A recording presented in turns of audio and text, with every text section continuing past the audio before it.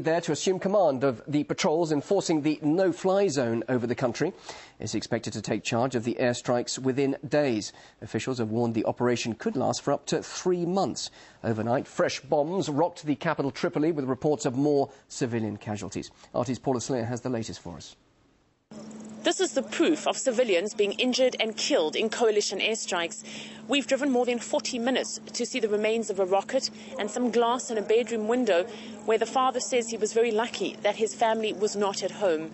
Forgive us for being a little bit suspicious, but certainly here the pressure is on for the government to try and show the international community that indeed its claims that more than 100 civilians have been killed are true.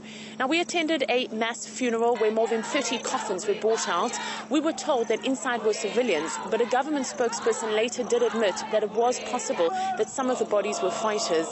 The sheikh speaking at that funeral procession said that all Libyans are fighters, so it begs the question in terms of what is the difference here between a fighter and a civilian. Now, other journalists went to visit a hospital where more than a dozen bodies were charred beyond recognition and presented also as proof that these airstrikes are killing civilians.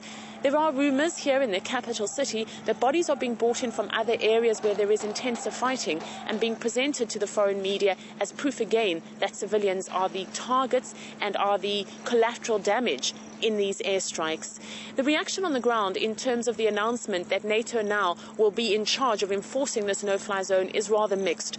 The average rebel fighter actually doesn't care. He just wants to see more weapons, he wants to see more airstrikes. But the opposition leadership is a bit concerned. They do understand that when you have more powers calling the shots, you run the risk of one of them being able to veto any future operation. A lot easier for the United States and Canada to take this operation forward than European powers which have domestic issues they need to consider, such as migration.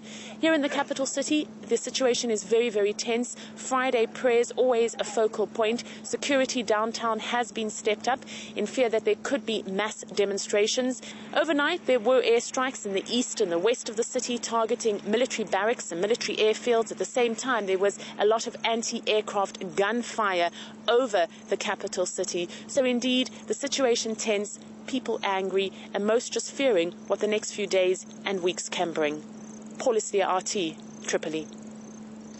Now, Paula is also writing a blog to keep you updated on all the latest from Libya. And in one of her latest posts, she describes how the sound of missiles and explosions is oppressing the capital there, Tripoli. You can find the link to her blog and all the latest tweets from our correspondents on our Twitter feed, and that's RT_com. The UN says it's alarmed by the looming humanitarian crisis in Libya. Officials warn food supply lines have been disrupted and over 300,000 refugees have already fled the country. RT's Igor Piskunov reports now from the Libyan border with Egypt. People are fleeing the country.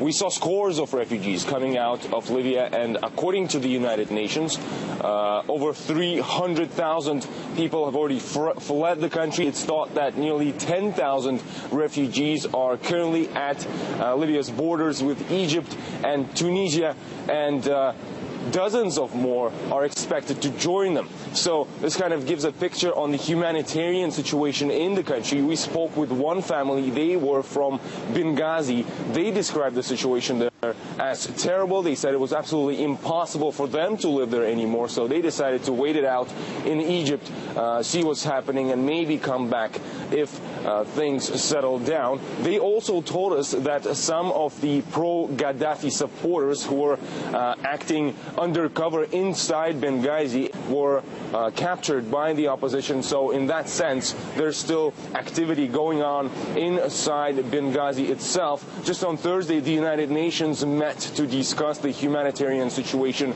in the country, strongly criticizing what's happening there. And actually, judging by these figures, over 300,000 people already left Libya. It's a real humanitarian crisis. And so far, the main goal of this military operation to reinforce the no-fly zone, which was to help ordinary Libyans, that still has not been achieved.